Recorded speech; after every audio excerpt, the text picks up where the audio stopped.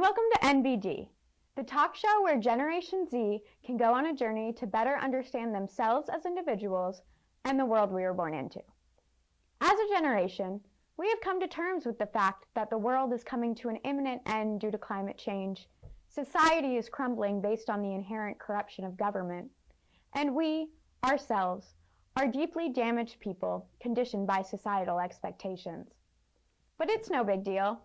I'm your host, Syd Watson, and I'm on a mission to investigate ideas that can get our generation as close as possible to individual enlightenment and social improvement. Based on the philosophical words of Bob Dylan, I seek answers to the question, how can we be busy being born, not busy dying? Each episode, I sit down with someone who may have some answers to this question. Today, I have Maddie Gaughan with me to discuss the issue of childhood trauma and its effects on one's thought patterns later in life. Before I get started, I just want to disclaim that neither of us are licensed professionals, and we only wish to begin a discussion to explore possible strategies for coping with personal trauma and achieving self-growth. I was just a lad, nearly 22, neither good nor bad, just a kid like you. And now I'm lost, too late to pray. Lord, I've paid the cost on the lost highway. All right, so in the early 20th century, Freud got the ball rolling with the idea that things we lack during childhood affect our emotional needs as adults. Now, he may have taken it a little too far, but I think we can all agree that our childhood wounds affect the way we treat ourselves and others. Generation Z, and I suppose a subset of millennials, seem to be the first generation to acknowledge this phenomenon and seek to figure out how we can end the cycle. Maddie is well read on a system that can help us achieve this, the Enneagram. So Maddie, first of all, I'd just like you to describe what the Enneagram is for someone who's never heard of it. Okay, yeah. The Enneagram is kind of like a system of 9 personality types that kind of goes by strengths, weaknesses, your like personal values, and your perception of the world and how you deal with your emotions. So how is it different than other personality tests like Myers-Briggs? Yeah, and so like the main difference between those is like all of them help you better like understand yourself and your morals or principles or whatever. But like the Enneagram is a transformative tool that kind of focuses on how you can move out of like stress points and into growth. And also it's sort of one of those things where it's a mix between something that is innate, like you're born with, as well as being something that your type you get like as you get older and kind of like deal with different things. Whereas the Myers-Briggs is like completely focused on you inherited it like first. Once you're this type forever, whereas the Enneagram, like you could shift.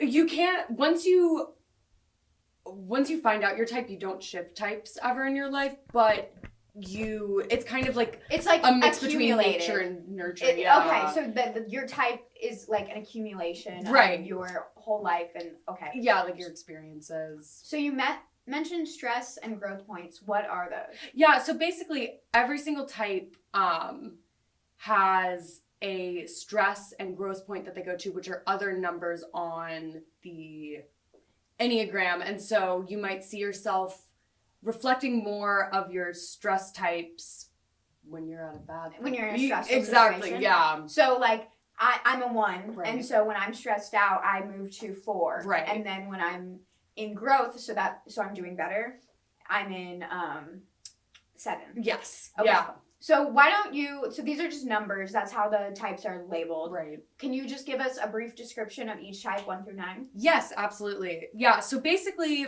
one of the best ways to figure out what type you are is figuring out a core fear and a core motivation.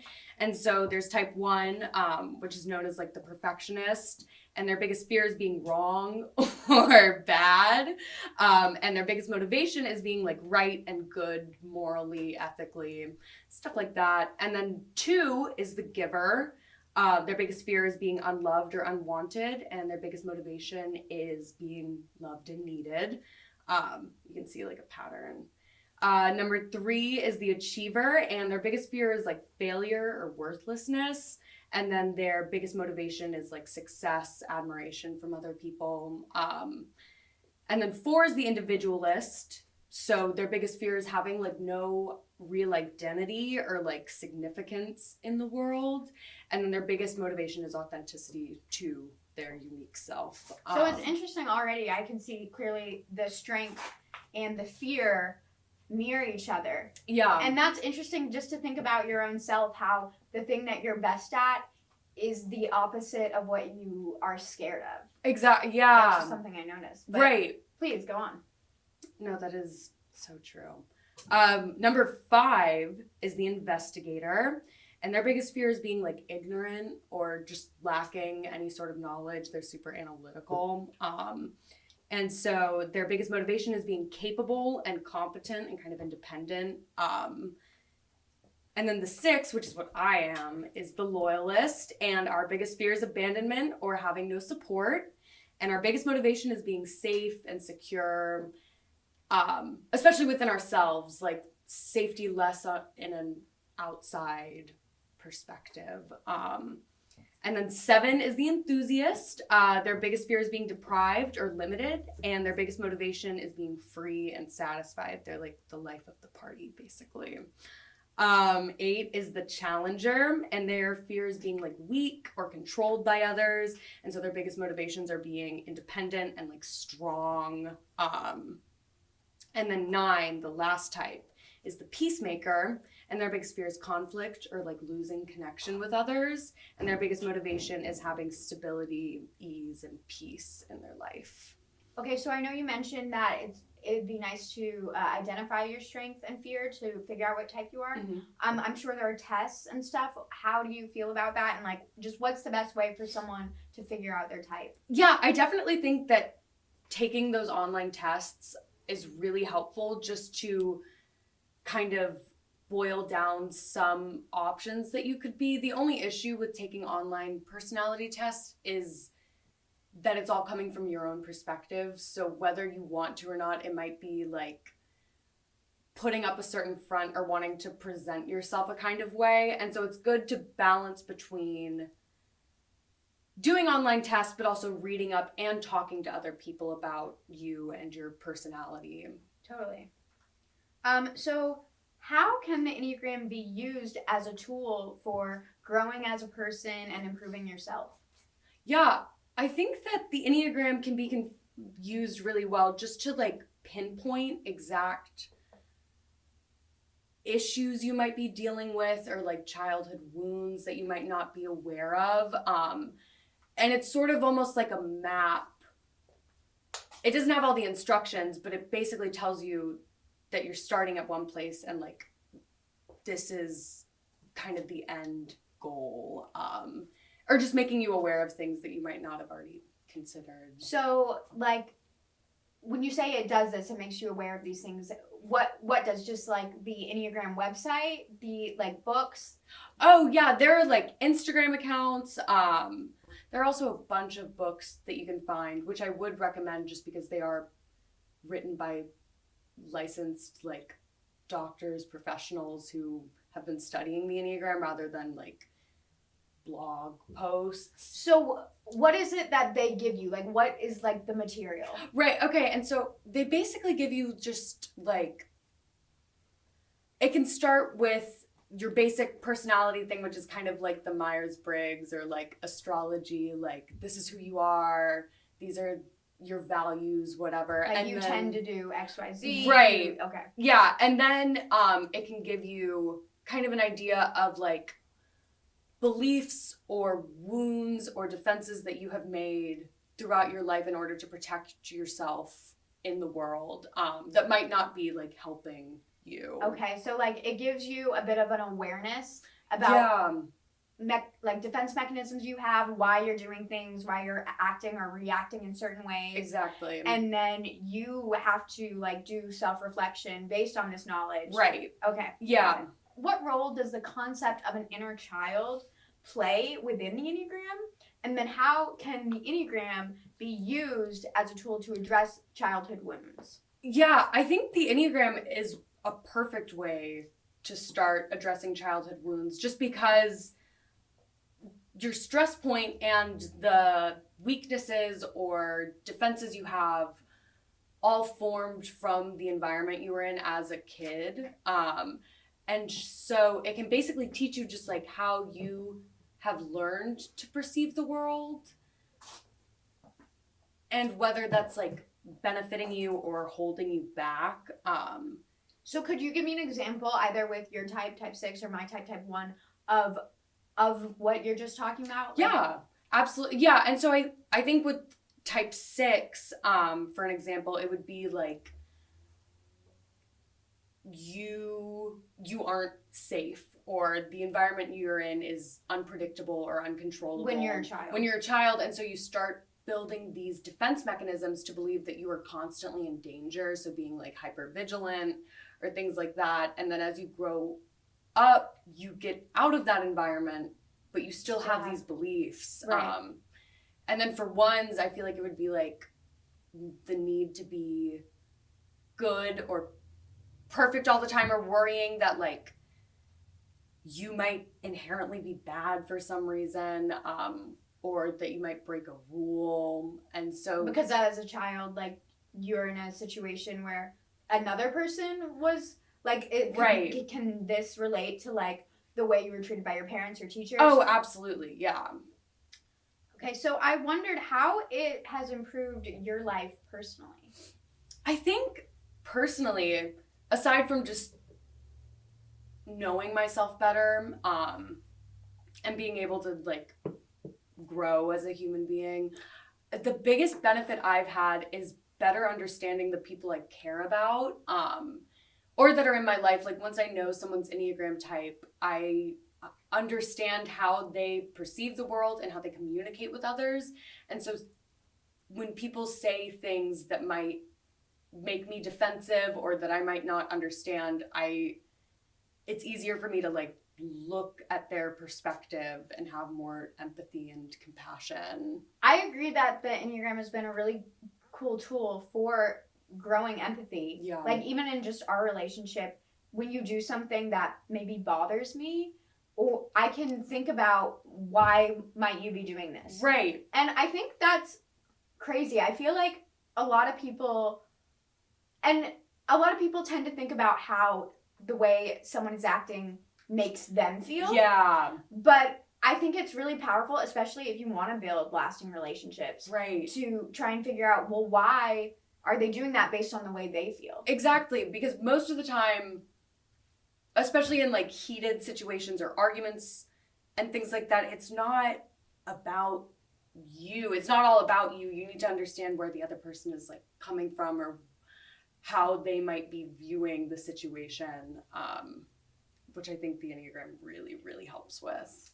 So the environment you're in as a child shapes the way you react and treat people as an adult. Right. Does it talk about why that is the case, or why, even though when you change environments, you still have those? That's when you start perceiving the world, and that, like, unless you address it, will stick with you for the rest of your life, because that has been the foundation of your understanding of how to navigate yourself and situations. And so it does go into that a little bit, but not super, super deeply. Well, it just reminds me, because this show is based on the words of Bob Dylan, I just like to bring up a quote that I feel like is applicable.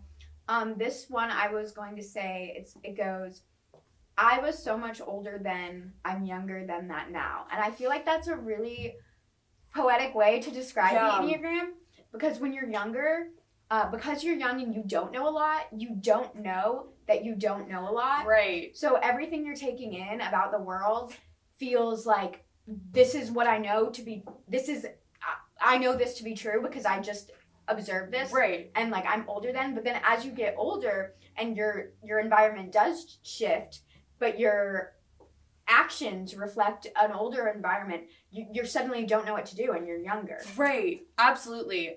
Yeah, I feel like there's a huge thing. There's this weight that we kind of put on ourselves as children while we're like still developing and figuring everything out, that like we need these basic like fundamentals that we believe are completely normal are things that like we must